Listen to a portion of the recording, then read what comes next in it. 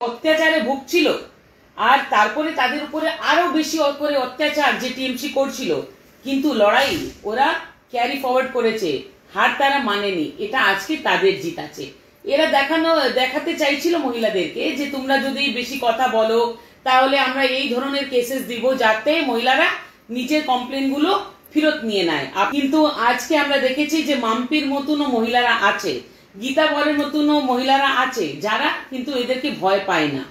তারা কিন্তু লড়াইতে দাঁড়িয়ে আছে, তারা লড়াইতে একদম কন্টিনিউস লড়াই করছে। সেটাও আমি জানতে পেরেছি যে সিবিআই কিন্তু পাওয়ার ইউজ করে নিজে সেখানে মহিলাদের জন্য সিআরপিএফ ও নামাবে। আমরা নিয়েছিলাম, সেটা কিন্তু আমরা প্রুফ করে দেখিয়েছি। তো এবার বলবো সন্দেশখালী মা বোনেদেরকে যে চিন্তার কোনো কারণ নেই। আমি আপনাদের বলেছিলাম যে আমরা কিন্তু আপনাদের আগে হাঁটবো।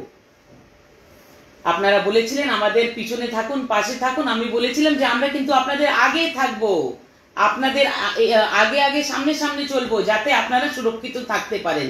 তো চিন্তা নেই। দেখুন, এটা বিজেপি আপনাদের বলেছিল, এটা অ্যাডভোকেট হিসাবে আমি আপনাদের বলেছিলাম যে লড়াইটা আপনারা স্টার্ট করেছেন, সেই লড়াইটাকে কিন্তু শেষ অবধি আমরা নিয়ে ছাড়ব।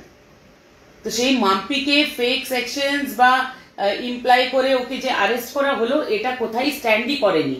সেই জন্য আজকে মাম্পি কিন্তু পিয়ালি বেল পেয়েছে।